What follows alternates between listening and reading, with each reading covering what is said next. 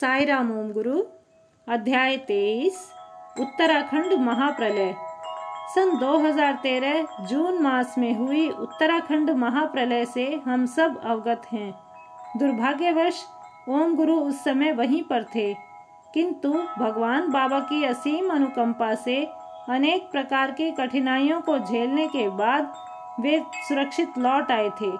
मौत का ऐसा भयानक तांडव था जिसका वर्णन सुनने भर से डर के मारे रोंगटे खड़े हो जाएं।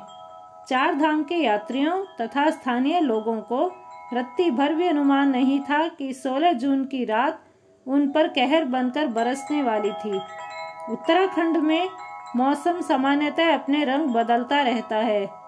कभी तेज बरसात की फुहारें होती हैं तो कभी चिलचिलाती धूप निकल जाती है। 16 जून को मूसलाधार बारिश हो रही थी, जो एक बार शुरू हुई तो उसने अपने पैर जमा लिए। कुछ अप्रत्यक्ष घटनाओं ने संकेत देने के प्रयास किए जिन्हें ओम गुरु समझ नहीं पाए। मौनी बाबा नाम के एक हिमालय निवासी स्वामी जी ने 2 लाख रुपए की लागत वाली महाअवतार बाबा जी की प्रतिमा जयपुर में बनाने के लिए दी हुई थी।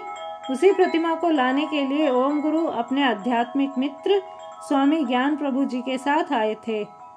मूर्ति में वास्तविकता ऐसी थी मानो बोल पड़ेगी। ज्येष्ठ मास की भीषण गर्मी व तपती सूर्य की किरणें जयपुर को सामान्य से अधिक तपा रही थीं। जयपुर में ओम गुरु को विशेष सुखद अनुभवों का स्मरण नहीं है। दोनों मित्र महाअवतार बाबा जी की मूर्ति एक कार द्वारा ले जा रहे थे, जिसके चालक का सामंजस्य नाम शब्द से कोई लेना देना ही नहीं था। उसकी भाषा में विनम्रता के भाव का लोप था। रास्ते भर पान पराग चबा चबा कर, टोल टैक्स के लिए अड़कर, किसी भी निर्देश का पालन न करके वह अपने हिसाब से ही कार चला रहा था। उसके रवैये से परेशान ओम गुरु ने उसे हरिद्वार से विदा कर दिया। वे लोग उस रात वहीं ठहरे। अगली सुबह उन्होंने ऋषिकेश की ओर प्रस्थान किया।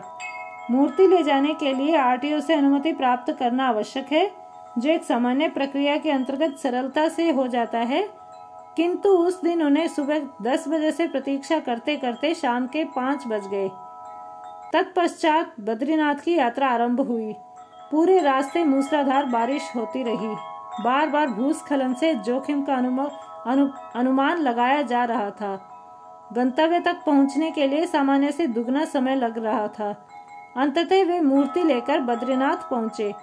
महान मौनी बाबा, जिन्होंने 12 वर्ष तक निरंतर मौनावस्था में तप किया, ने अपने आश्रम में महाअवतार बाबा जी की उस मूर्ति की स्थापना की। मौनी बाबा।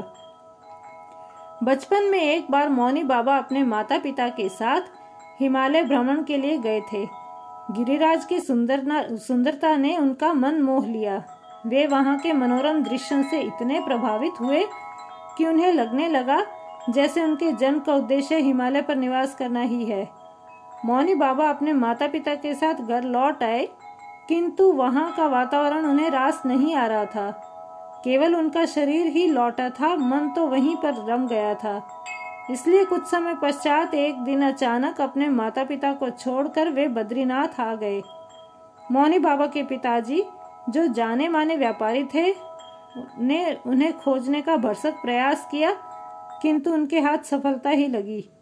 बद्रीनाथ को अपना घर स्वीकारते हुए मौनी बाबा श्री गंगा भारती जी, जो स्वयं बर्फानी बाबा हैं, के शिष्य बन गए। अपने गुरु की आज्ञा से उन्होंने मौन व्रत धारण कर तपस्या की। मौनी बाबा के माता पिता ने अपनी ओर से प्रयास बंद नहीं किए। अंततः उन्हें अपने पुत्र के बद्रीनाथ में होने का समाचार मिला। माता पिता ने तुरंत वहां आकर मौनी बाबा से घर चलने का आग्रह किया, परंतु उसका कोई लाभ न हुआ। मौनी बाबा ऐसे व्यक्ति हैं जिन्हें बद्रीनाथ के चप्पे चप्पे की जानकारी है। सुप्तावस्था में भी यदि उनसे बद्रीनाथ के किसी स्थान के बारे में पूछा जाए तो वे तुरंत उस स्थान के बारे में बताने की क्षमता रखते हैं। नीलकंठ पर्वत पर विचित्र घटनाएं। नीलकंठ पर्वत के आसपास की प्राकृतिक छटा निराली है। इसके उत्तर पश्चिम में सतोपंथ हिमनद, जबकि पश्चिम में विशाल गंगोत्री है। इसके एक ओर केदारनाथ तो दूसरी ओर उर्वशी पर्वत है। नीलकंठ की अद्भुत सुंदरता बद्रीनाथ से ही दिखाई देनी शुरू हो जाती है। 10 जून सन 2013 को ओम गुरु नीलकंठ पर्वत पर तपस्या करने गए। तब उन्होंने वहां एक विचित्र सपने में देखा कि भगवान बाबा नीलकंठ पर्वत के शिखर पर एक सिंहासन पर विराजमान थे।